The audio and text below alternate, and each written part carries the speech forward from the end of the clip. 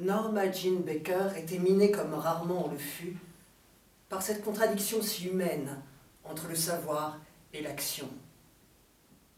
Le savoir que tout est perdu d'avance sur la rivière sans retour, et l'action portée par un vouloir vivre envers et contre toute raison. Ce conflit fut jadis exposé par Nietzsche dans l'origine de la tragédie, posant que la connaissance des horreurs de l'existence tue l'action, sauf si les yeux se voilent d'un bandeau d'illusions. Mais cela finit toujours mal. Et Francis Scott Fitzgerald résuma la situation en écrivant au début de la fêlure « Toute vie est bien entendu un processus de démolition ».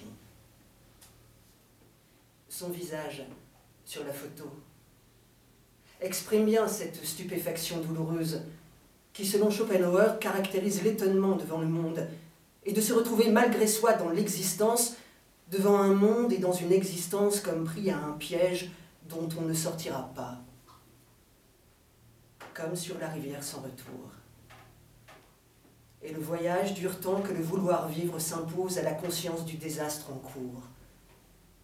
Love is a traveler on the river of no return. Tant que le corps tient debout dans le courant et peut repousser la fin sans cesse plus proche. Sauf que cette fracture n'est pas immédiatement visible. Toujours d'abord recouverte par l'énergie d'un vouloir vivre dont l'omniprésence occulte la faille et la compense. Particulièrement dans la vie d'une star de cinéma consacrée à l'apparence et au spectacle, débordée par son succès et que les foules applaudissent si fort. Longtemps, ça ne se voit pas, ni ne s'imagine. Mais un jour, on sait qu'elle a pu écrire quelques pensées comme « C'est mieux de connaître la réalité ou les choses telles qu'elles sont que de ne pas savoir.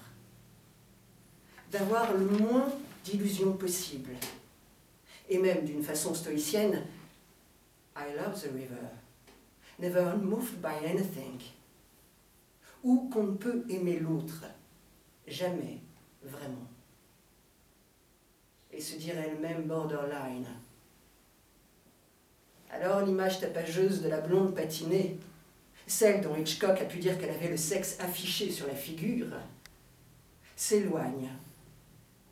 Et on entrevoit une actrice complexe et inquiète qui aurait voulu jouer Shakespeare. Et la ligne de fracture de sa vie si courte s'étend à présent sous nos yeux, comme une dépression du sol traverse un paysage. Il y a d'un côté cette petite fille et fille de folles hystériques, sans père, dans une famille d'accueil, une vie privée, insatisfaite et ratée, la peur de la foule, et qui devient Marilyn Monroe pour exister quand même. D'abord pin-up, puis sex symbole et star consacrée. Une vie mêlée de mensonges, un bonheur de façade, un succès américain. Et d'un autre côté, il y a Norma Jean Baker. Ses études universitaires d'art et de littérature, ses cours à l'Actors Studio, son talent d'actrice fragile et subtil selon Lee Strasberg, l'amour de la poésie et des poètes, sa conscience du vide, l'effrayante pensée de devoir vieillir. Vrai qu'une telle tension use et que la force utile à un vouloir qu'on sait aveugle et promis à l'échec finit toujours par manquer. Il y eut donc aussi l'alcool, la drogue, les somnifères, pour tenter d'exister encore quand le corps seul n'y arrive plus, pour tenter d'y croire encore sans être cependant dupe, pour tenter de continuer la partie sans rien ignorer de l'issue. Vrai que ça ne peut pas bien finir.